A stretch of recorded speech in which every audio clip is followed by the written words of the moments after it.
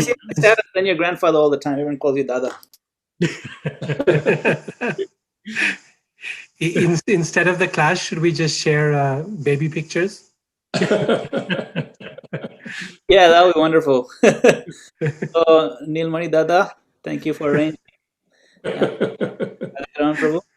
Okay, so it's time, 8 o'clock. So thank you, dear devotees, for joining this evening. It's a very special honor to have His Grace Radhika Raman Prabhu with us this evening. His Holiness Jayadvaita Swami Maharaj couldn't make it to give the class because he's in transit. He's traveling. But Radhika Raman Prabhu will be filling in for this evening. And as you know, we've been covering second canto Srimad Bhagavatam, and requested if Prabhuji could talk something along those lines. And so he selected one verse. I'm going to share it here on the chat that you can follow along. And everybody knows His Grace Radhika Raman Prabhu very well. So without wasting any more precious seconds, I'll pass it on to him. Hare Krishna. Thank you, Madan Gopal Prabhu. So in an attempt not to break the flow of Maharaj's classes, I've selected a verse that you've already covered with the intent that using this verse, we can discuss the broader theme of this chapter, which is causation, causality. Krishna is the cause of all causes. And once again, I have to apologize for my voice. It's a little bit hoarse again today because of some asthma medication that I was taking. So let's read the verse. I think you all have it. It's Canto 2, Chapter 5, text number 5. Om Namo Bhagavate Vasudevaya. Om Namo Bhagavate Vasudevaya. Om Namo Bhagavate Vasudevaya. Atman bhavayase tani na parabhavayan swayam. Atma shaktim avashtabhya purnanabhirivaklama. Atman bhavayase tani na parabhavayan swayam. Atma shaktim avashtabhya purnanabhirivaklama. Atman bhavayase tani na parabhavayan swayam. Atma shaktim avashtabhya purnanabhirivaklama. Translation and purport by His Divine Grace A.C. Bhaktivedanta Swami Prabhupada. This is Narada Muni speaking to Lord Brahma. As the spider very easily creates the network of its cobweb and manifests its power of creation without being defeated by others, so also you yourself, by employment of your self-sufficient energy, create without any other's help. So this is a statement that Narada Muni is making to Lord Brahma, but as I think you all know already from where you are in the chapter, later on in the chapter, it'll become clear that actually this statement applies much, much better to Lord Vishnu, Krishna. So I'll read the translation once more.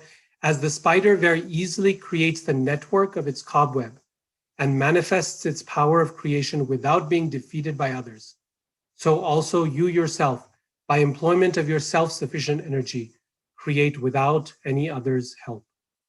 Purport. The best example of self-sufficiency is the sun. The sun does not require to be illuminated by any other body. Rather, it is the sun which helps all other illuminating agents. For in the presence of the sun, no other illuminating agent becomes prominent.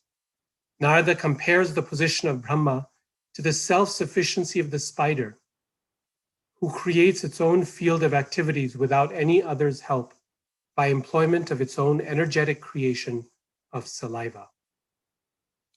So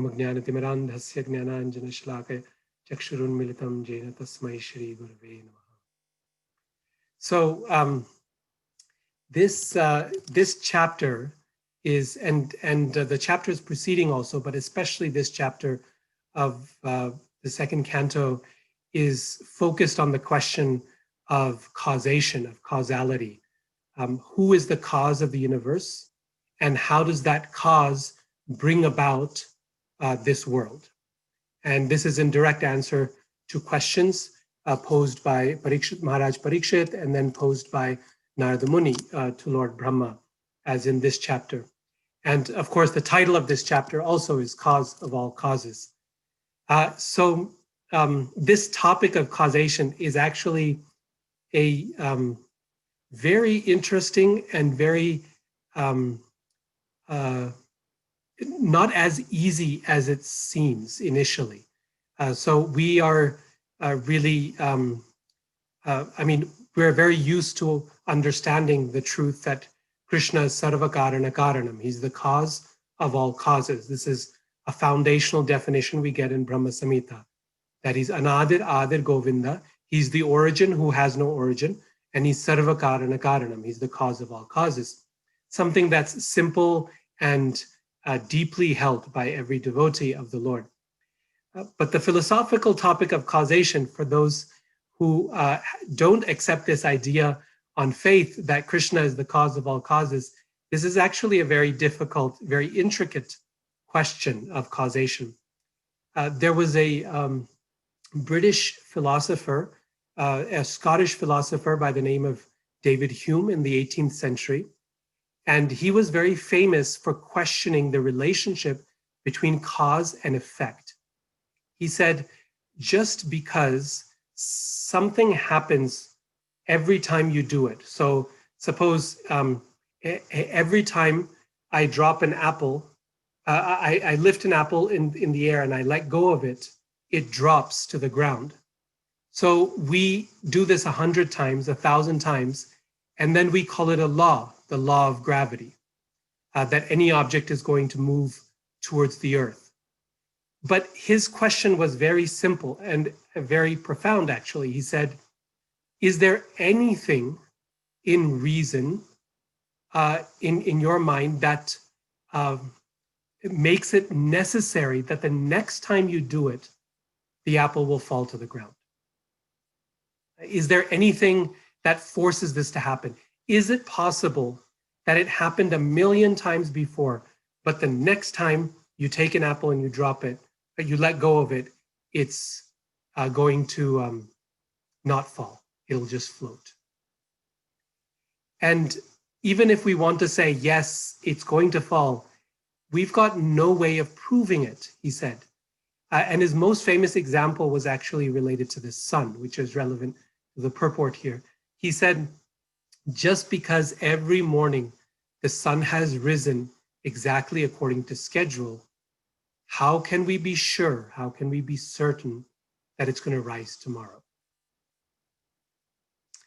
And so at my undergraduate university, where I was a major in philosophy at Boise State University, the philosophy club every night, every year on David Hume's birthday would stay up all night partying and waiting for the sun to rise in the morning to see whether it would actually rise or not. Because this was his claim, right? That there's nothing guaranteeing that to happen. There is no necessary connection between cause and effect. That's a relationship that is made in our minds. And this is indeed a major problem, right? That if you want to make this connection, how do you possibly do it? How do you say that one thing produces another thing when those two things are completely separate from each other? Even if we say they're laws of nature, what is to say that those laws will operate the next time if they operate this time?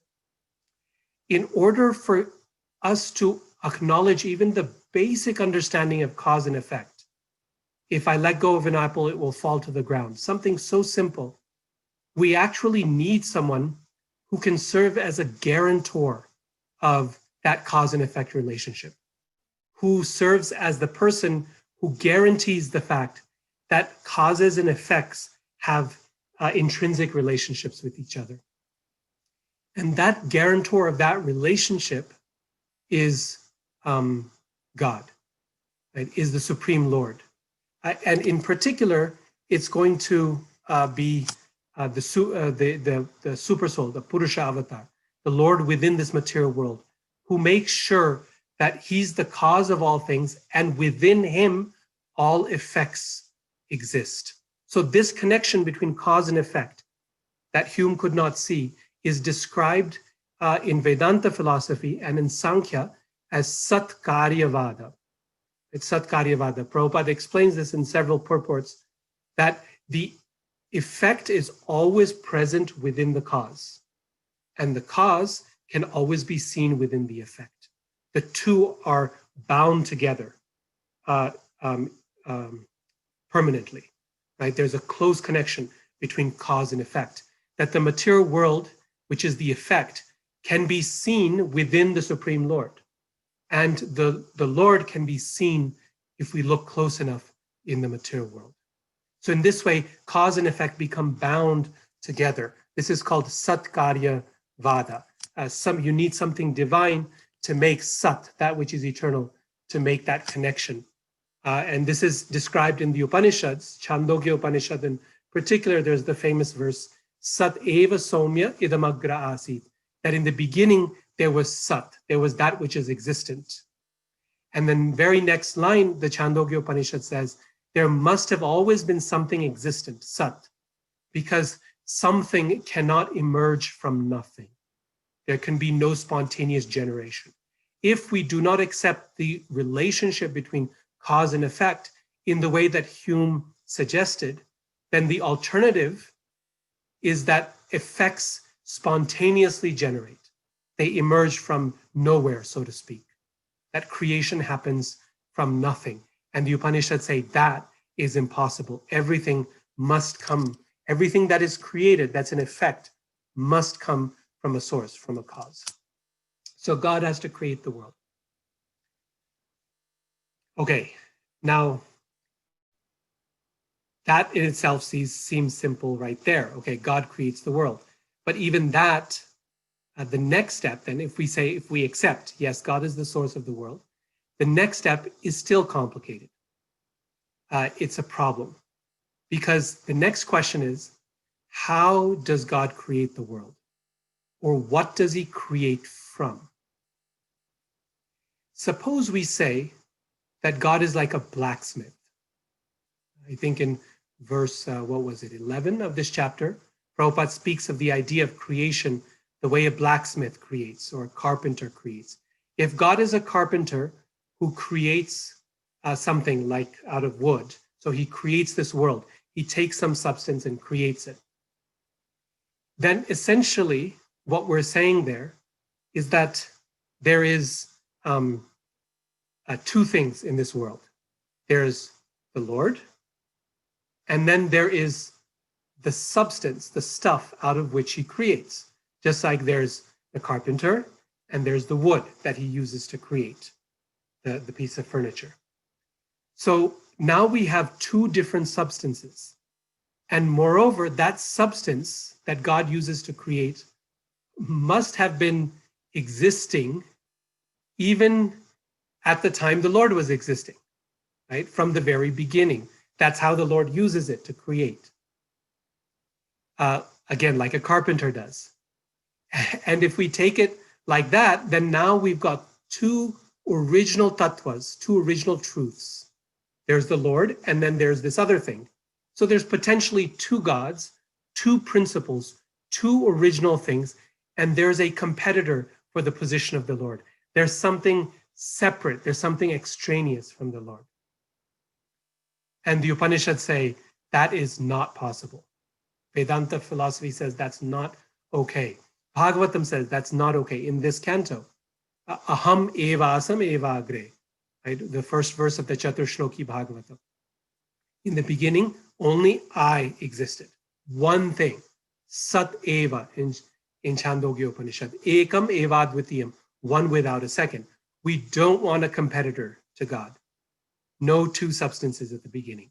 The Lord is one, he is original, he is the supreme. As more or less every theistic system will suggest.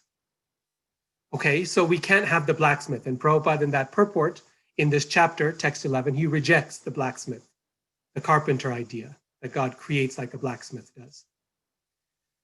So then let's try, instead of the Lord creating from something outside of him, let's say he creates from within him, from himself.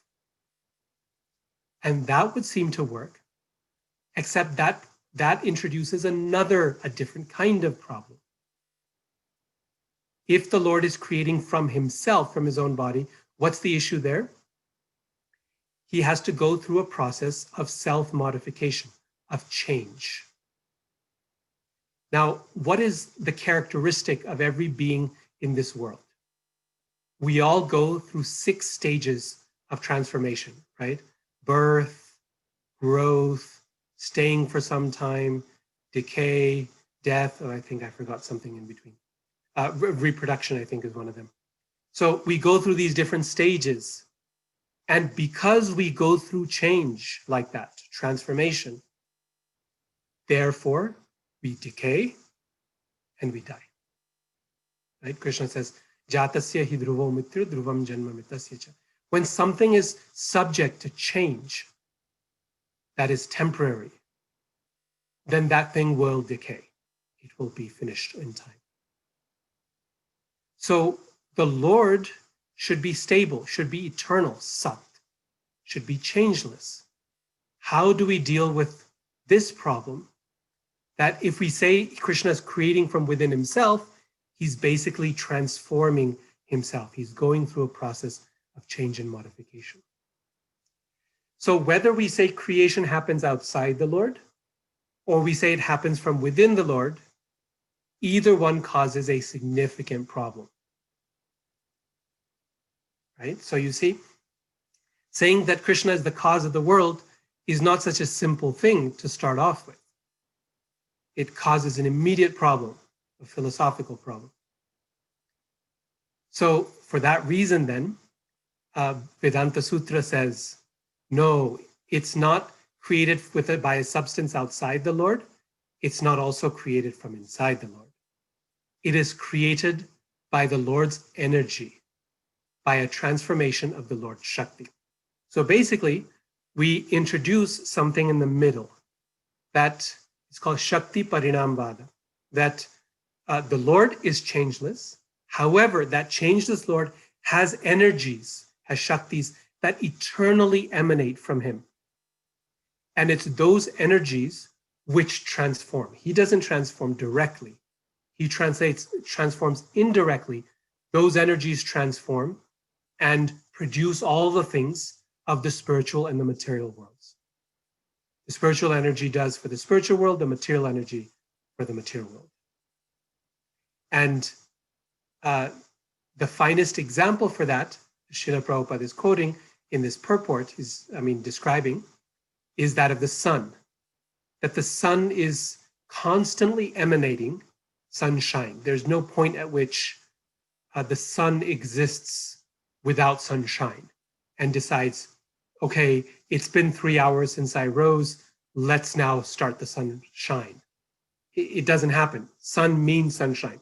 They're always there. The sun is always emanating that light and that heat. In the same way, the Lord's energies are never produced at some point. They're always there, right? They're eternal. They're part of the very nature of the Lord. But just as the sunshine, when it reaches the earth, it produces so much in terms of things of this world. Everything from the plants and the animals to human beings is basically a transformation of the sun's energy, right? Because there is no other source of energy on earth. That is the only source of energy. And as Prabhupada is describing in this purport, everything else is a transformation of that energy. So the sunshine is creating so many things, including clouds. But those transformations don't affect the sun itself as it shines in the sky.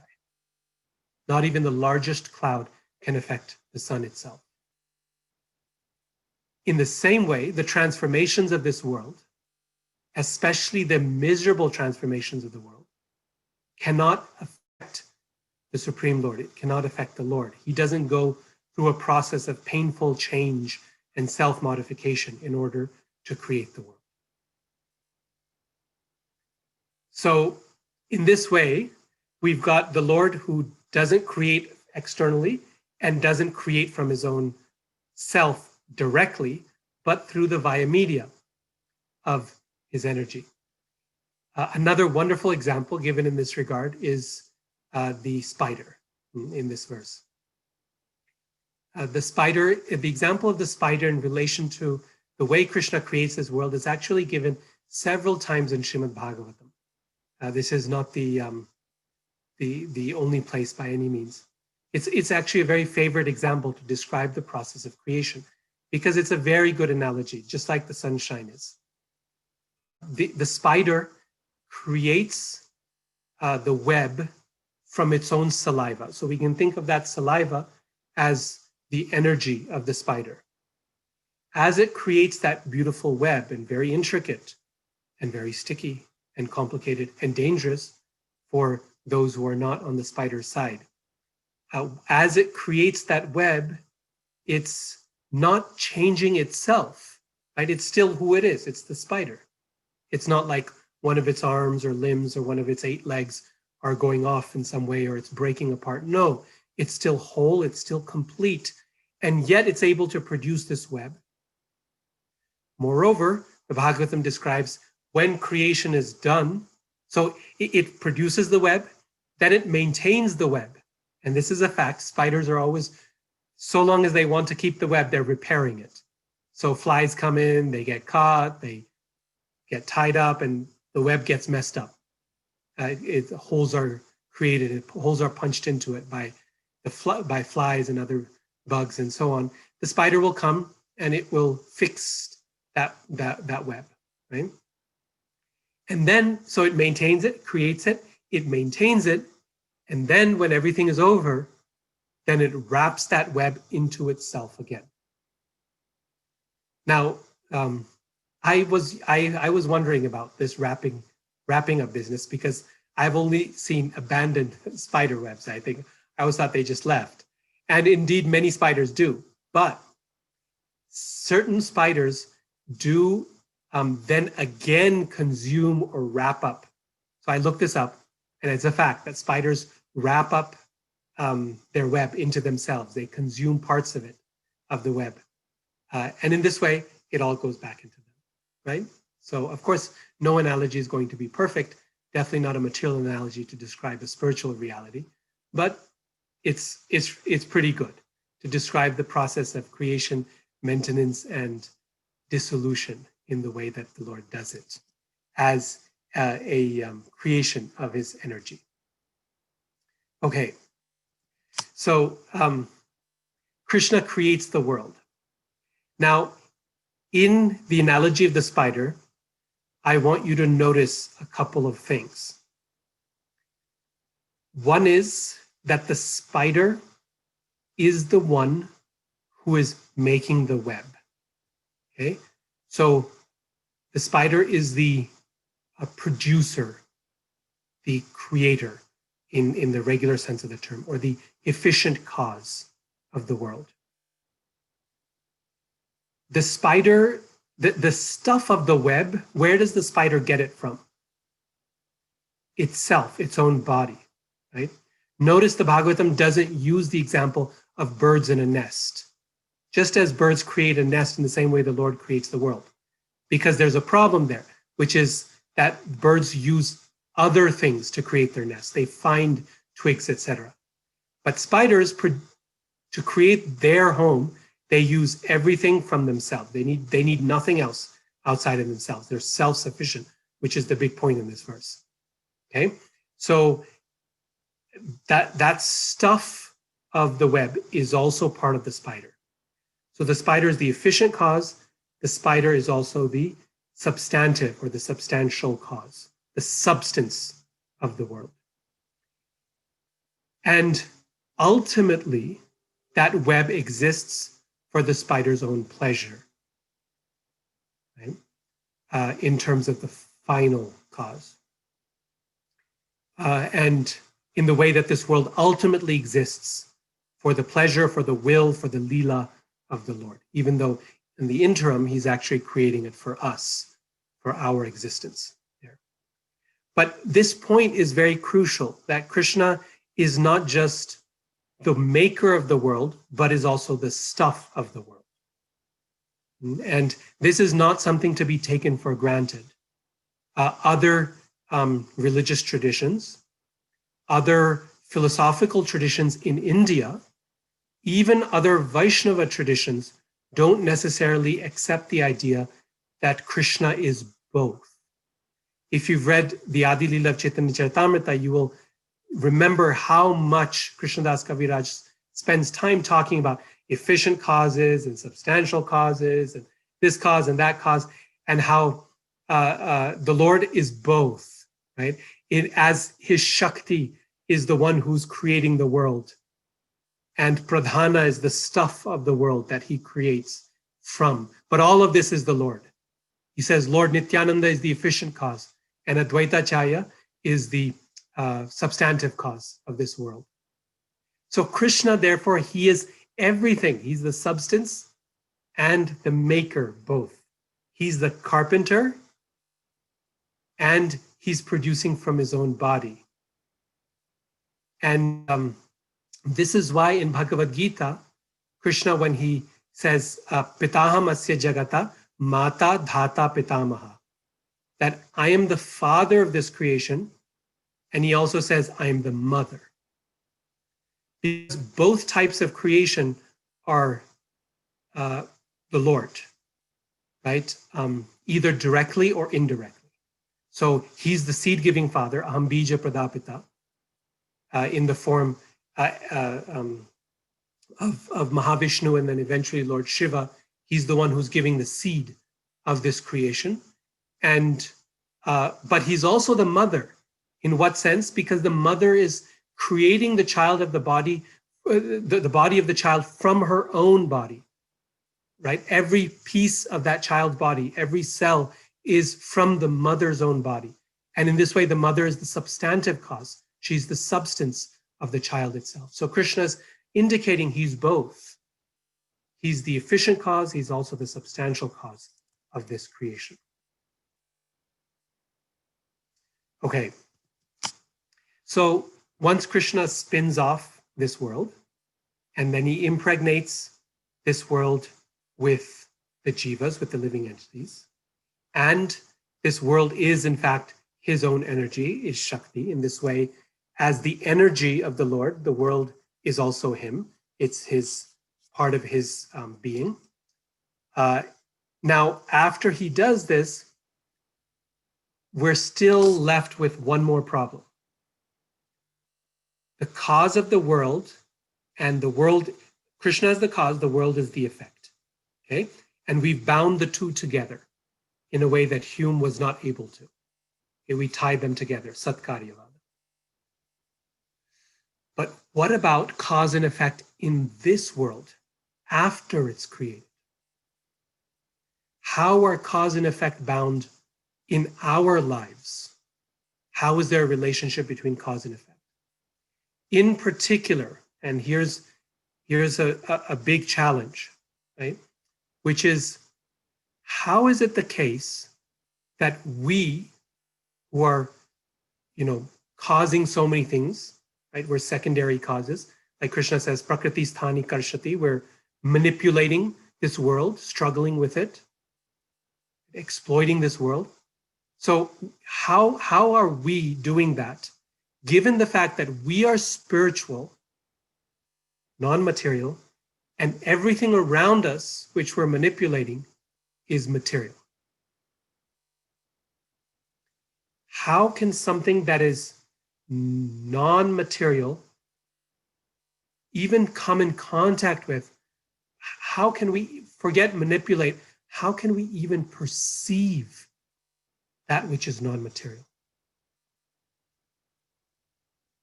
when they are two completely different principles altogether? Now, this is, in other words, It's the fundamental problem of how do we get conditioned by the material energy when we are transcendental? We are spiritual. And this issue, the Bhagavatam spends a lot of time discussing. Sankhya philosophy, third canto, spends a lot of time discussing, talking about the steps that lead something totally transcendent. Think about this. Krishna is totally transcendental, right? And we are reminded, even in this chapter, that he is beyond the three modes of material nature, untouched by them. We are also completely spiritual. How are we touched by the three modes of nature? Well, we're small, but what makes that connection between the two? Because we understand that the first step, so from the 5 elements, the gross elements, we work our way to more and more subtle in Sankhya. 5 elements, and there's mind, and there's ego, and then finally there's buddhi, there's the intellect, there's intelligence, which is the most subtle. And that buddhi is the connection between the jiva and the world. It's through the intelligence that we perceive things in this world. Without the intelligence, I mean, think of your eyes, right? The eyes are a series of cones and other things there that take in stimuli from the world around us, from light. And when it hits our eyes, it sends signals to the brain. Now, at some point, those signals have to be interpreted by someone and turned into an understanding of what we see. This is a fact. I mean, people who have their eyesight restored through medical technology for the first time in their life, there's certain cases where we're able to do that, where someone was born blind because of a simple defect, and at some point in life, they discover they can restore that sight. For the first several days, if not weeks, all they see is not tables, chairs. All they see is just blobs of color and light. They're not able to interpret that. The intelligence, the buddhi, has to be able to take that and interpret it, right? The mind, the buddhi has to go through this process. But the buddhi is still material. The intellect is still a material object. So once again, we're still back to the same problem. How does the spirit soul interact with, accept, take on a material intelligence that is made of matter? Okay? The spirit soul itself is 100% consciousness. It's pure consciousness, and buddhi is pure dead matter. How does consciousness connect with matter? And once again, to bind those two things together, cause and effect, we need the help of the Lord. This is the Lord. This is the role of the Supersoul, the Purushavatar, the Lord within the heart. That ultimately he is the perceiver, not directly, we're perceiving, but he is the ultimate perceiver, which allows our eyes to work. He is the ultimate person grasping, touching everything, which allows our sense of touch to work. He is the ultimate listener, which is allowing all things to be heard. This is why in Bhagavad Gita, he says, Sarva kshetreshu bharata, that, O Arjun, I am the perceiver of all kshetras. You are the perceiver of one field, that is your own body. And I'm the perceiver of my field, my body. But I, Krishna says, he is the perceiver of all forms, all bodies. And in this way, this is why the Purushavatars are so important, because they create that bridge. In this chapter, as you will see going on, there's a detailed description of the Lord's cosmic form, his universal form, Virat Rupa. Why? Because the Bhagavatam is reminding us the eyes of the Virat Rupa, the sun and the moon are his eyes, and those eyes are the eyes we depend on, our eyes depend on. to see. That nose is the nose we depend on to smell. His senses are the only reason why our senses can allow us to perceive the world. Otherwise, there's no connection between the spirit soul and the Lord and the material world. Yes, you can get very close to it, more and more and more and more and more and more subtle up to the buddhi, but you still can't make that jump from material to spiritual without the facilitation of the Lord within the heart. That jump from the spiritual to the material on a cosmic level is affected by Karuna Dakshai Vishnu, by the Lord who is who's lying in the Karana ocean. Now the word Karana, you know, right, means causes. This is the causal ocean. It's an ocean of causes. It's an ocean made of causes. Very, very subtle. He is the cause of all this world. Karuna Dakshai Vishnu. He's lying on the udaka, on the water, which is the cause of everything. On a cosmic level, Karuna Dakshai Vishnu, Mahavishnu makes that connection between spiritual and material and binds cause to effect, because the spiritual is always the cause of the material. Right? The material cannot cause itself. Prakriti is inert, it's jada. So the spiritual has to be cause of the material. So on a cosmic level, it's Karana Dakshai Vishnu binds. On the level of the universe, just our universe, this world, it's Garbhodakashai Vishnu on the Garbhodaka ocean who binds cause to effect. And on the level of the living entity, the individual living entity, it's Kshirodakashai Vishnu or Paramatma, the Antaryami, the Lord within the heart. This is why another word for Paramatma is Antaryami, which means the inner controller. Again, he's not controlling directly, but he is indirectly facilitating all the connections that need to happen between the spirit soul and the material world. Sarva Kshetreshu Bharata. Krishna is the perceiver, the actor in all fields. And this is why in these verses, I think you've already read it, I forget the verse number, but one of the key things that Krishna is described as is drashtar or drashtu in the verse. That he is the perceiver, the overseer. And Prabhupada talks about the overseer in the purport.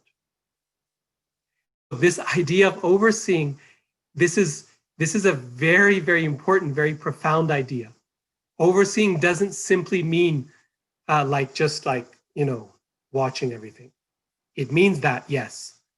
But by watching everything, Krishna is making its existence possible. He's making our perception possible. By his watching everything, we're able to see things. By his hearing everything, we're able to hear things. So the word drashtar means seer, but in general, drashtu can also mean just perceiver, with seeing as a general word for perception. That the Lord is the perceiver of everything through all the senses. And in this way, he makes our very existence possible.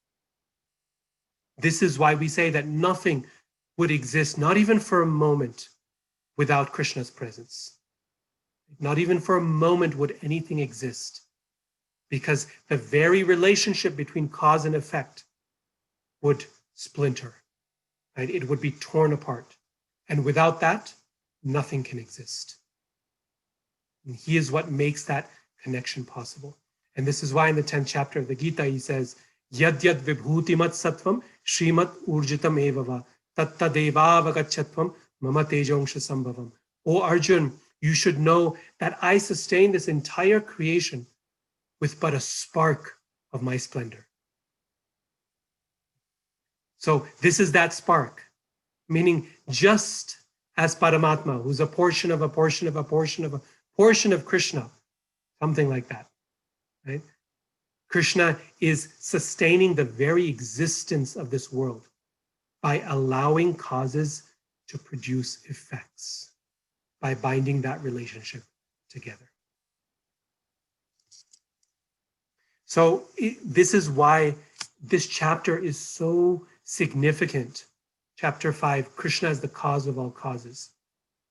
This is not a simple point. We'll see it again in third canto of Srimad Bhagavatam. This whole idea of causation is again discussed in terms of Sankhya. But it's a very profound idea that God is the cause of the world and very fundamental. Otherwise, we're very stuck, like Hume was very stuck, trying to figure out how causes can lead to effects and why there can be any certainty in this world at all. Krishna is that one who produces, who allows that to happen.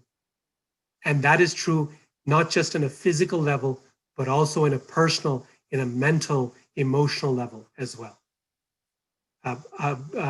Lord Brahma is saying again and again in this chapter that I am inspired by the Lord. That word inspired is there. I think you've already read it in days prior. The word is choditaha. Another place he says prachoditaha. Right? This chodana, the idea of chodana is inspiration to impel things that work in this world, to move things, right? And it's actually the same word for those who know the Gayatri mantra. It's the same word that's found there. It's a prayer. My Lord, please inspire me. That inspiration, that movement goes on all levels. We're asking Krishna, Lord Brahma is asking Krishna here to inspire him on the mental level, on the level of the intelligence, on the level of emotional inspiration, but also on a very fundamental level of moving him to work in this world and allowing us to work. Because without the Lord connecting cause to effect, without allowing the spirit soul to manipulate matter, making that connection, we would not be able to do anything. We would not be able to work in this world at all. Therefore, at a very, very deep level, everything we do is a result of the Lord's inspiration. This is why when we say that nothing, not even a leaf moves without the will of the Lord, this is what that means. It doesn't mean that Krishna takes away our free will. No, we can still act because Krishna is not doing this directly. He's saying you act, but he's the overseer. He's the permitter. He's allowing it to happen by allowing causation itself to take place because he is the cause of all causes. Okay, I will stop there and give us some time for questions and discussion. Wow, thank you so much, Prabhu. We have a few questions. I have some reflections to share, which inspired. This talk is very deep and thought-provoking and eye-opening. Because sometimes we read these things, but it doesn't really come through until we hear it the way you've presented and just break it down and clarify. I just like this point you made that he is both the substance and the maker. He's the carpenter and the wood. He's the father, mother, pitamata. And as we reflect on this, we realize how intimately connected we are to Krishna, even in our materially conditioned state. That this chair, this house, these clothes, these very bones are in some way Krishna. Yet he's aloof in the sense that he's not entangled or under it. But the understanding of his being so close to us, it can be a very endearing, heart-melting, moving realization on the Rasik platform as well. Wow, it's he cares for us so much. Digestion, And I was thinking also scientifically, like, it is Lord Paramatma who creates a link between the soul, which is non-material, and the material element of buddhi, the bridge, which is, I find it very amazing. It reminds me of the suspension of milk. Milk is basically, it's oil or fat. It's almost dissolved in water, but they don't mix. Fat and water don't mix, but the Lord is that emulsifying molecule. The emulsifying molecule has a hydrophilic end on one side and lipophilic end on the other, and then so you get the water molecule and the fat molecule kind of bound at the same time. That's how milk operates. So it's interesting that Kshiro Dakshaya Vishnu is in the milk ocean. Just something poetic, but just wanted to share that. I really like that analogy that you gave, Prabhu, about the emulsifying agent, the one who can bind oil to water, because the spirit soul and the living and the material world don't mix. Right? We're not supposed to mix. We actually don't mix. And we're reminded again and again in Bhagavatam that actually the spirit soul is always transcendental to this material world. It's always beyond. It's actually unaffected. And yet our experience is that we are affected, right? So what makes that possible? That false experience of us actually suffering, when in fact the spirit soul is not. It's Satchidananda, right? And that binding, I like the metaphor of the emulsifying agent. That's really good. And the bhakti process can be, we have to beat ourselves up a little bit, if like you're churning, and that's how you separate it. You got to whip it. You got to really beat that fat out of the water, and that's how you get the butter. So it's a bit of a process of beating, with shoes and yeah. But just want to thank you, Prabhu. We have a bunch of questions coming up, so let me just read. The first question is from Yashodhara Prabhu. He says, I understand that the material world is created as a place of reformation for souls who want to enjoy separately from the Lord, and that they are responsible through their own actions and reactions for all the sufferings of the material world that come upon them. How should we as devotees think of the tremendous and very real horrors that living beings inflict on each other? How to square this with the statement that the Lord is all compassionate, and that not only are these horrors allowed, but it is almost like how he has designed the system, seemingly. So that's the question. Yeah. So this is the $1 million question, maybe $1 trillion question that that faces every theistic system. Any religious system that believes in a God, in a creator, in a personal deity, has to struggle with this question, which is the problem of evil. Right? That if God is all powerful and he's all good, why doesn't he do something to prevent the amount of misery that we have in this world?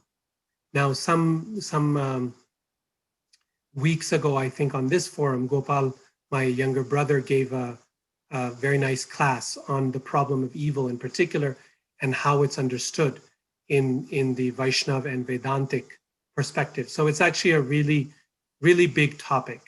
The initial answer, of course, is karma that is there, but this question is raised also in Bhagavatam in terms of is God partial to people in this world? Some people seem to suffer and other people seem to flourish. This is raised particularly in relation to the demons and the demigods. And the answer to that question, more or less, is basically Krishna sets up a system, and it's up to us. He sets up a system, a machinery. He gives us a manual for using that system. And basically then it's up to us to do with it as we so choose. And so the world goes on, and many people use this machine for very, very destructive and very painful purposes throughout history, but especially in this age of Kali, right, which is a space, this time is a space for the flourishing of people who enjoy this kind of suffering giving to other living entities, right, and for them to express their free will. It still doesn't. So this is the philosophical explanation, right? That there's Krishna sets up the system. He gives us the manual for how to use it. He tries to give us good instruction every once in a while. As an avatar, he comes down whenever we're like really not using the manual and we're messing up using the system altogether. He comes to try to help. So he's trying to intervene. He's trying to be compassionate. He's sending messengers, et cetera, et cetera. He's doing everything he can. And yet, if we still choose to mess it up, then that is our action. That is our responsibility, karma. So that's the philosophical answer. And yet, it's still, in our experience in the world, it can still be not quite satisfying, right? It can be still too painful to see the amount of suffering inflicted in the world by one human being to another. It can be really mind-boggling. And this is why ultimately the problem of evil has to be resolved. Its intensity has to be resolved within our own experience and within our own hearts in relation to the Lord.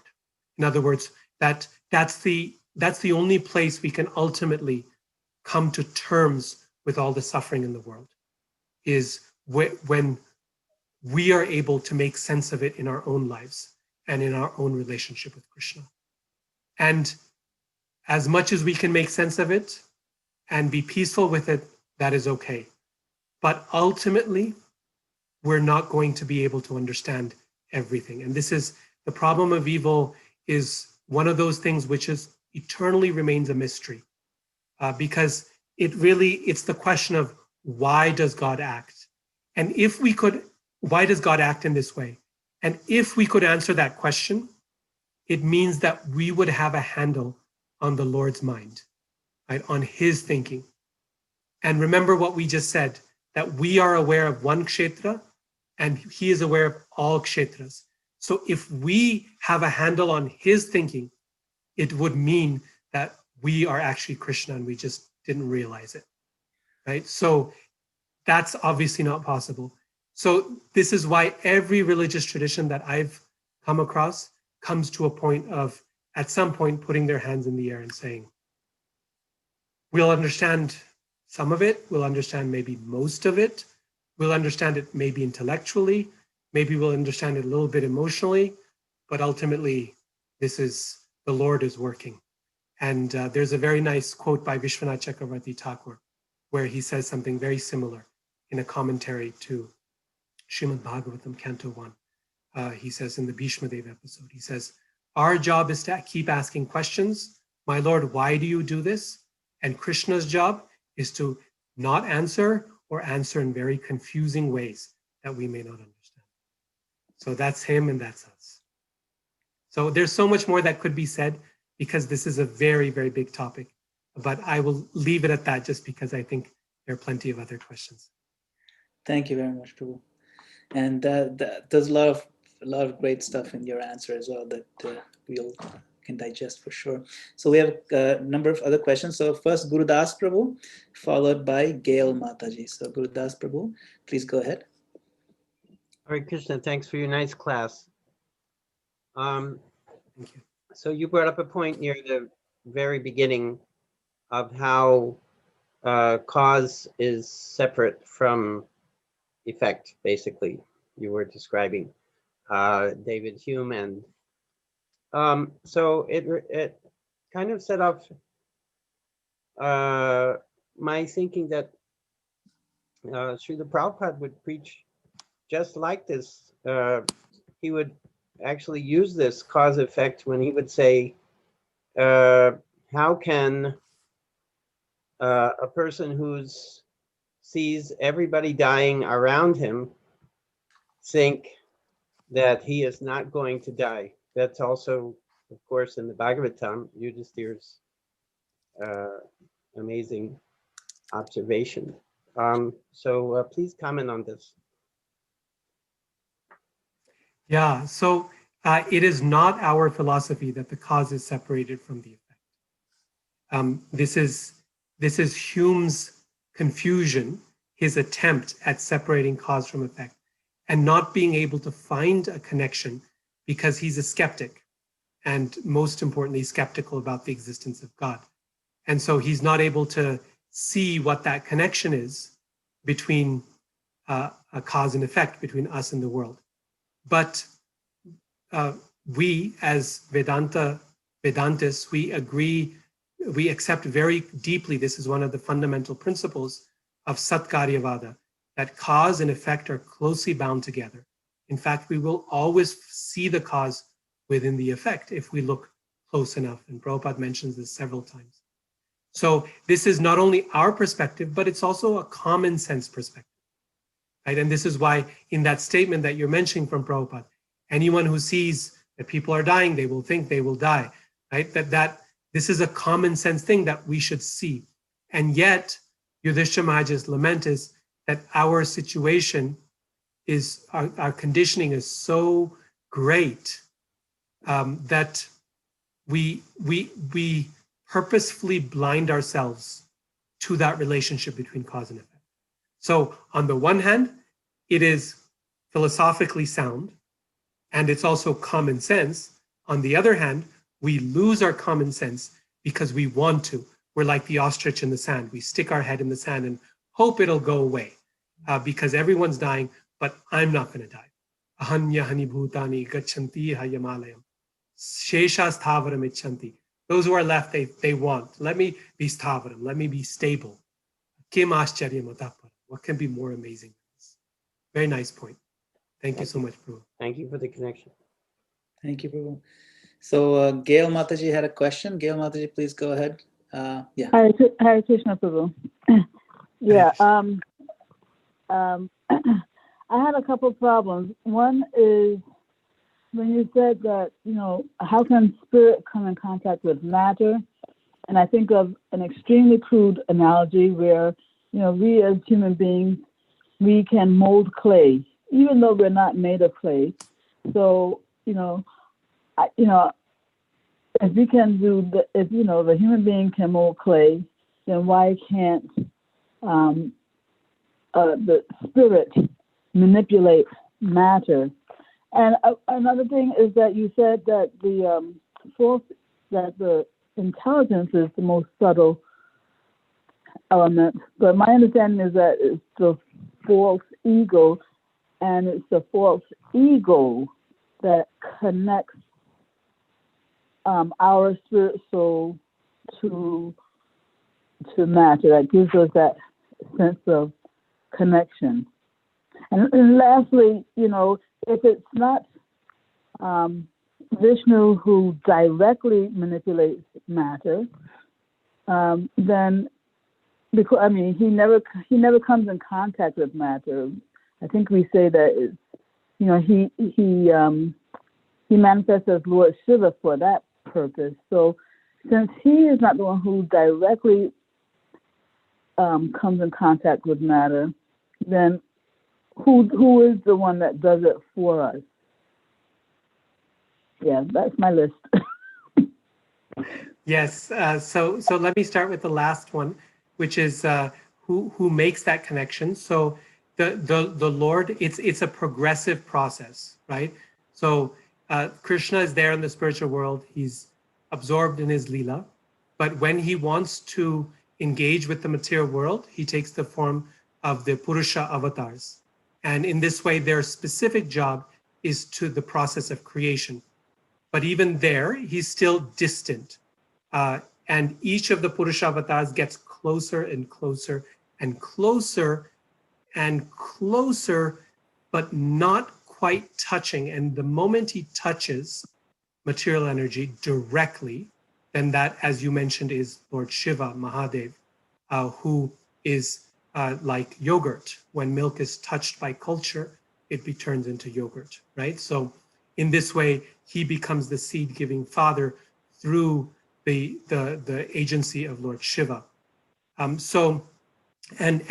through the agency of Lord Shiva and within the womb of Maya, which again, the material energy is still Krishna, but it's Krishna removed. It's separated, Krishna's separated energy.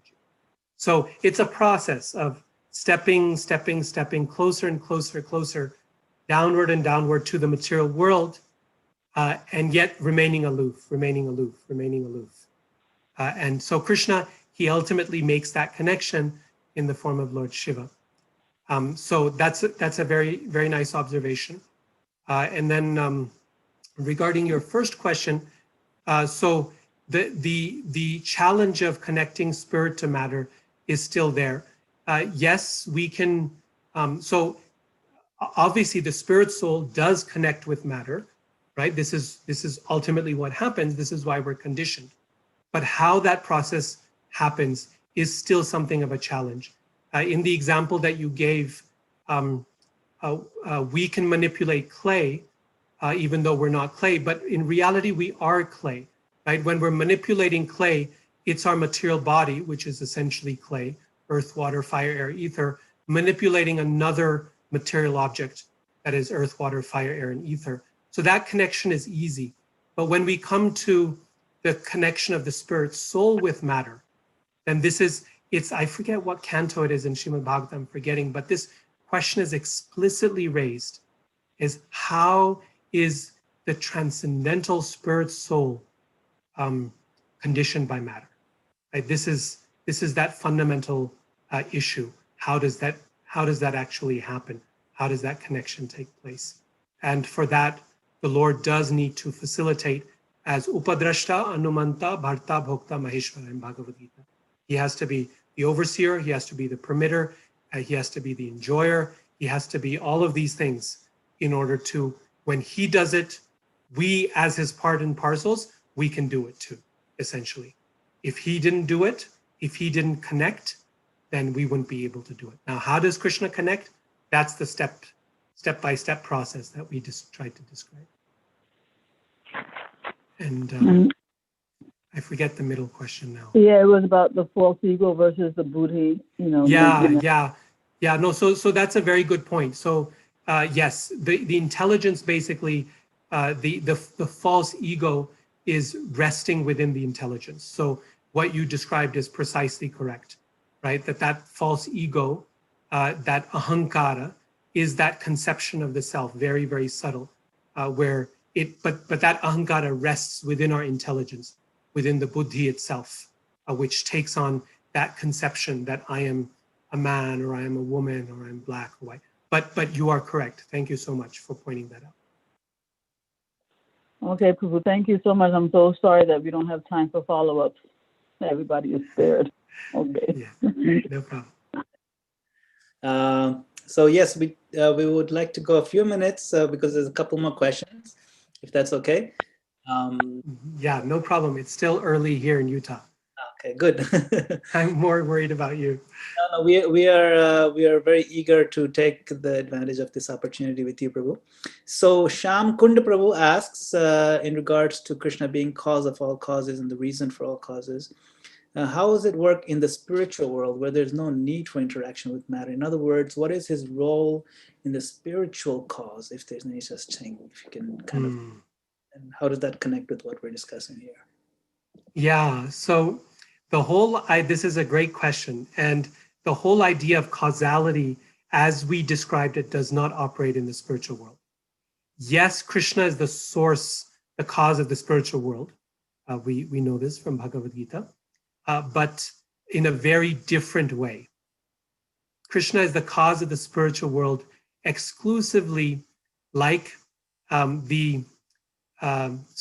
it's through his spiritual energy, and the spiritual energy is compared not to the sunshine that is on earth, but Jiva Goswami describes the spiritual energy is the sunshine that is within the circle of the sun, or right next to it, right? So that sunshine is different, because I can look at the sunshine in my room, but I can't look at the sunshine within the orb of the sun. I would blind myself, right? So that sunshine is practically indistinguishable from the sun god himself. Okay? It's so brilliant, it's so bright. And so Krishna is the source of the spiritual world in the way that the sun is the source of the brilliance within its own orb, within its own circle. You can't really use the language of creation, right? We speak of, I'm the source, I'm the origin, I'm the emanation, but creation, as we tend to think of it, just doesn't work, because there's no element of temporality there, of coming into being and going out of existence. That in and out process of Mahavishnu's breathing is not there. Cycles of time aren't there. So Krishna is the source of everything, but he's the creator of the material world. And so the spiritual world is coming from him, but in some sense, it is him. It is him in a much more close way, because we know everything in the spiritual world, unlike the material world, is conscious and it's alive. It's spiritual. So it's practically speaking non-different from him. It's the spiritual abode, that Dham is Balaram, and Balaram is non-different from Krishna. So in this way, that distinction between the two is very, very slight between the Lord and the spiritual energy. whereas the distinction between the Lord and the material energy is there's a much wider gap there that we can speak of more clearly. And that's why in this verse, in this chapter, it'll say, right, that I don't know if you read it already, but the material energy cannot stand before the Lord, right? She's vilajyamanaya. She's ashamed to stand before the Lord. Prabhupada says she always stands behind the Lord because she's a separated energy. She's the back of the Lord. Thank you, Prabhu.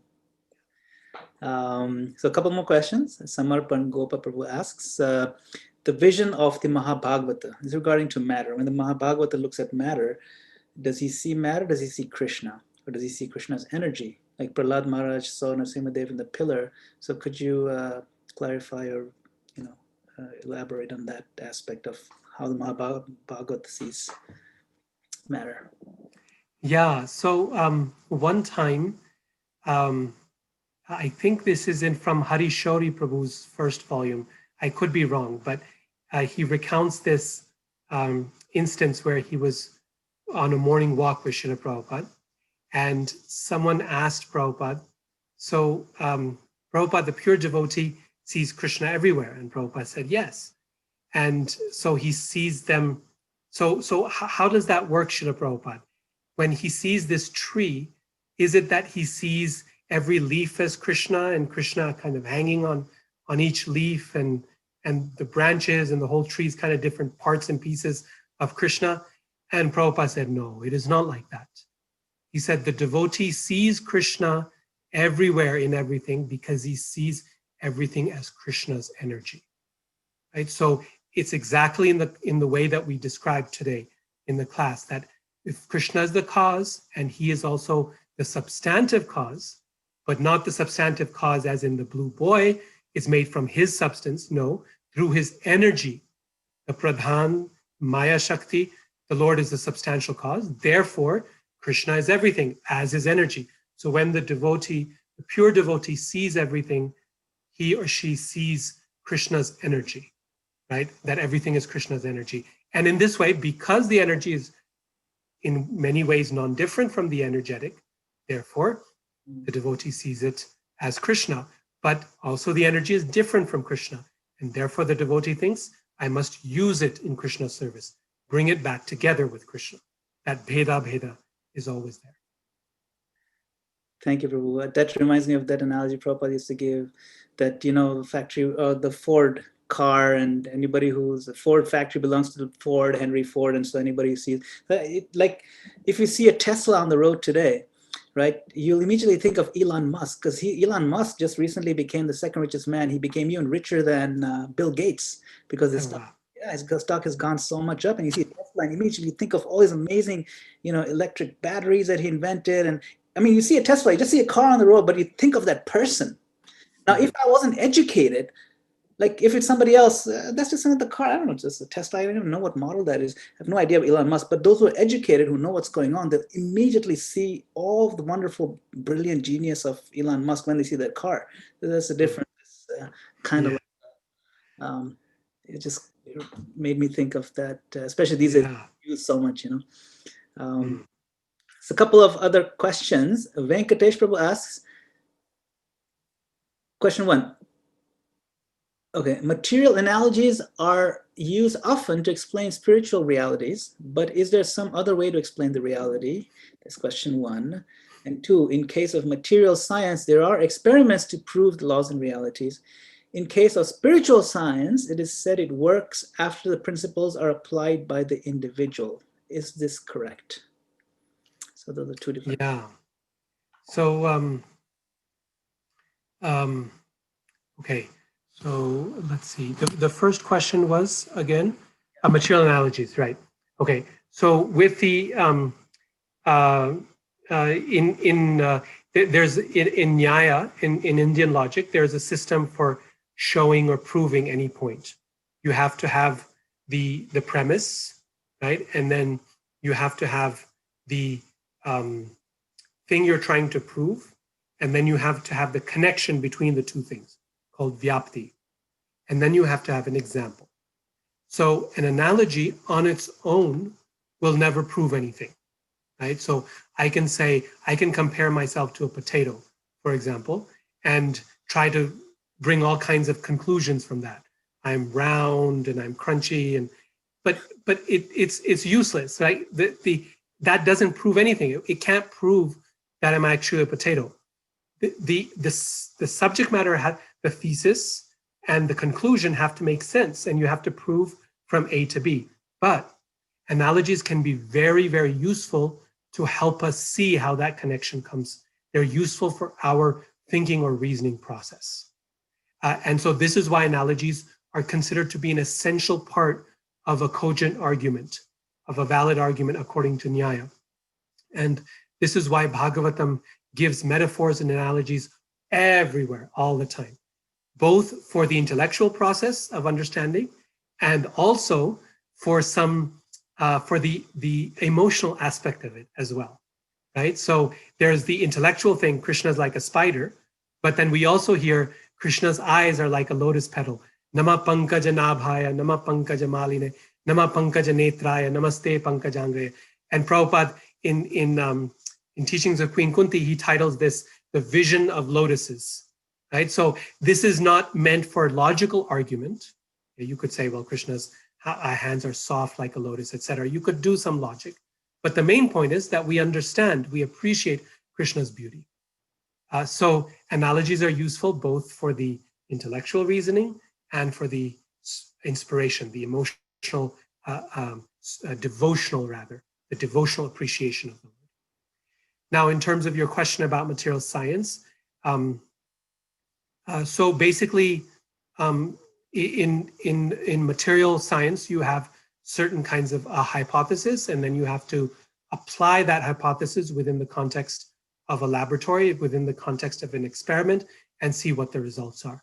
In spiritual science, you have to apply it in the same way, right? Just as you take certain premises, you try them out, you see what the effects are, and just because Mr. XYZ scientist is doing it in the lab doesn't mean I got to see it. No, but I could, right? I could enter his lab and I could go have a look myself if I wanted to. But for that, I would probably have to get an undergraduate degree in science, and then I have to get a master's degree and then a PhD and get hired into that lab. It's pretty difficult to get into a lab to see those scientific experiments, which are the foundation of everything we use and everything we do.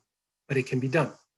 In the same way, in spiritual life, there are certain hypotheses, and you apply those hypotheses in your own life, in the life of your family members, your community, see how they work, see what the results are. And is there some effort to do so? Well, yes, but what experiment doesn't have effort involved to get the conditions right? Every experimentation process requires a lot of effort. And the greater the result you're trying to prove, the more effort it takes. So in that way, it's very similar. And this is why Srila Prabhupada speaks of Krishna consciousness as a science. Thank you, Prabhu. Let's see if there's any more questions. Yes, okay. So one more question from Samarpan Gopa Prabhu. And that question may be Srimad Bhagavatam 375. The pure soul is pure. The pure soul is pure consciousness and is never out of consciousness, either due to circumstances, time, situations, dreams, or other causes. How then does he become engaged in nescience? So is that the verse he's referring to? So there's, yeah, it seems that he's referring 375. So maybe he's providing the reference I was seeking, which was that question of how the living entity whose pure consciousness gets connected to the material world. I think he's... Yes. The verse goes like this. So the pure soul is pure consciousness and never out of consciousness. So he's actually quoting, it's not a question. The verse is the form of a question. Okay. Yes, exactly. Got it. Exactly. Thank you, Samarpan Gopa Prabhu. Because it has a question mark at the end of it, so it looked like a question. Yeah, no, this is exactly what I was looking for. I couldn't remember where it was in the third canto, but this is that problem that I was referring to in response to Gail Mataji's question. Thank you so much. So thank you, dear devotees, for staying on. We had a good turnout and also good staying power this evening. Everybody's hanging on to every word. Brilliant answers is brilliant questions, and everybody asked very deep questions, and we got some very, very satisfying answers for sure. Lots and lots of compliments and appreciation in the chat box. So thank you very much. And with that, I will request, well, actually, I'm going to make a couple of quick announcements, as we always do, of upcoming speakers. So as always, typically on Monday, Wednesday, Friday, we have His Holiness Jayadvaita Swami Maharaj. This Friday, we will have Maharaj continuing on the second canto as we have more of these discussions. So I'm just going to share our screen over here. And tomorrow, let me just bring this up. Okay, so as you may or may not know, we are working on a new temple project. So, and it's the building construction is moving right along. We actually, this is in November, but we have a lot more work already done.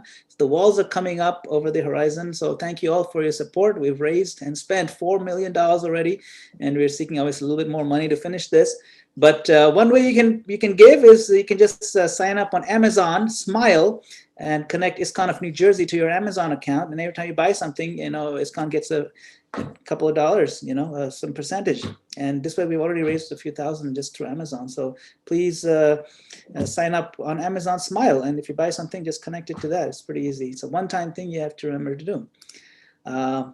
Upcoming speakers. So yesterday we had His Grace Shesha Prabhu, and tomorrow we'll have his equally amazing speaker, his wife, Madhumati Mataji. So please join for that tomorrow evening at 8 p.m. And on Friday we'll continue with Jayadvaita Swami Maharaj. And then the rest of so the next week we'll have a new slate of speakers. So thank you all very much. Once again, I'd like to request Neelmani Prabhu to offer our first word of thanks, and then we'll open it up for everybody else to say a quick Hari Bol to Radhika Prabhu. Hare Krishna, Prabhu. Thank you so much for such a masterpiece class.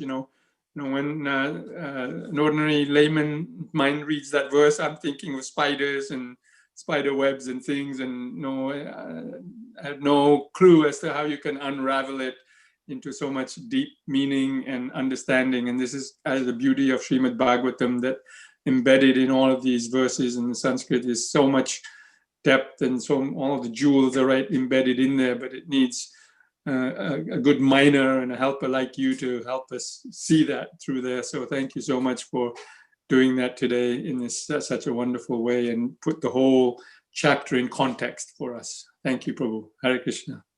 Thank you so much. Has been a minor, Minor. So Hari Bol. Thank you. So please you can open yourself up, and you can just Hare Krishna. Hare Krishna, Prabhu. Dandavat. Hari Bol.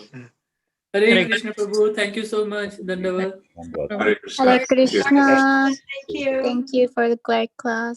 Thank you, Raman Prabhu. You always knock me out, man. Thank you. Hare Krishna Prabhu. Thank you, Yatinath Prabhu. Hare Krishna. Hare Krishna Prabhu. Thank you so much.